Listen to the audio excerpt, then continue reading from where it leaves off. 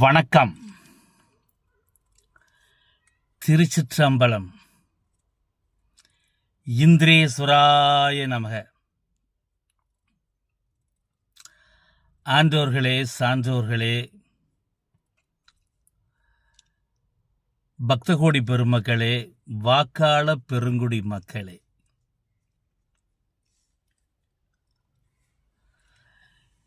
இந்திய சமூக அரசியல் கட்டமைப்புகளில் நிலைத்த அரசியல்வாதியாக தேர்வுபட வேண்டுமென்றால்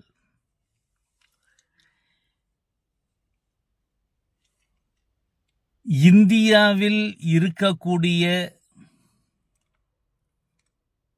சமூக கட்டமைப்பை மாநிலம் வாரியாக நாம் புரிந்து கொள்ளல் அவசியம். நாம் எந்த மாநிலத்தில் பிறந்திருக்கிறோமோ அந்த மாநிலத்தில்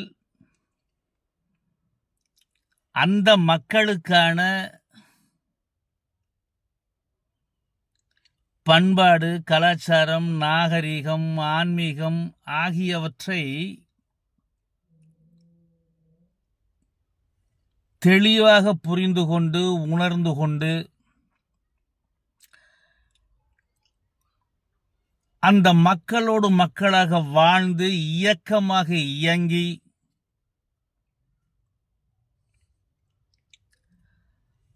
அந்த இன மக்களுடைய எதிர்பார்ப்புகள் என்னென்ன,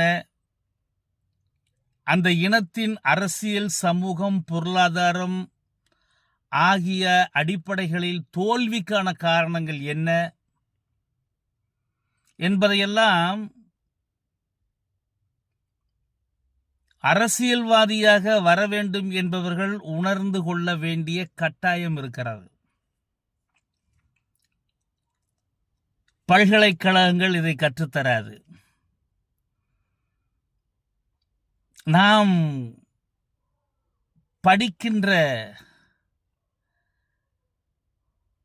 பட்டங்களிலோ கல்லூரி பல்கலைக்கழகங்களின் பாடத்திட்டங்களிலோ இத்தகைய பாடங்களை ஜனநாயகம் என்ற பெயரில் போதிக்கப்படுவதில்லை. காரணம், அவர்கள் ஜாதியம் என்பதை ஜனநாயகம் போதிக்கக்கூடாது என்று வரன்முறை வைத்திருக்கிறார்கள். மதத்தை அடிப்படையாக வைத்தோ ஜாதியை அடிப்படையாக வைத்தோ பாடத்திட்டங்களை அவர்கள் புகுத்துவதில்லை. இது மத சார்பற்ற நாடு என்று சொல்லிக்கொண்டு மத சார்பற்ற முறையிலே கல்விக் கொள்கையை வகுத்ததினால் இந்திய கட்டமைப்புக்குள், குறிப்பாக சாதிய கட்டமைப்புக்குள் இருந்து கொண்டு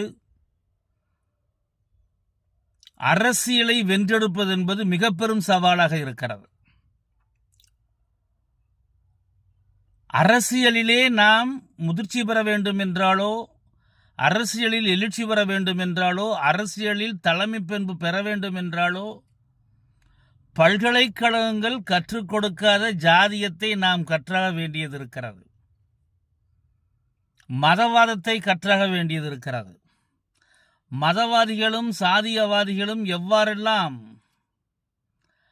அரசியலிலே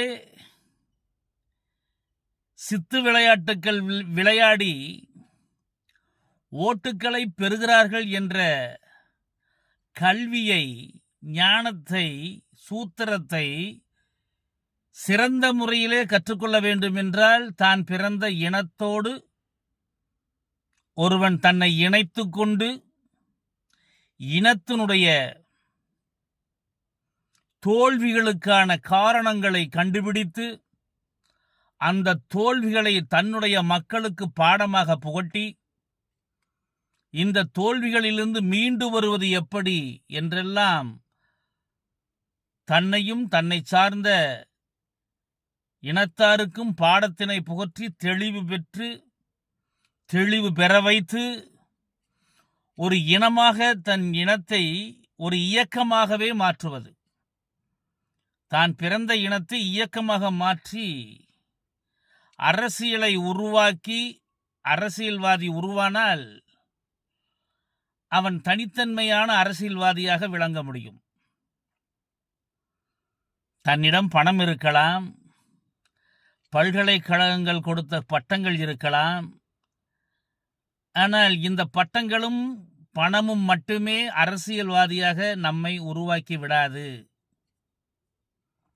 அதையும் தாண்டி தான் பிறந்த இனத்தின் ஒற்றுமைக்காக, தான் பிறந்த இனத்தின் வெற்றி தோல்விகளுக்காக நன்கு ஆய்ந்து உணர்ந்து முடிவுகளை எடுக்கின்ற வல்லமை இனத்தோடு இயக்கமாக இயங்கிய ஒருவரால் தான் சிறந்த அரசியல்வாதியாக தேர்வு பெற முடியும்.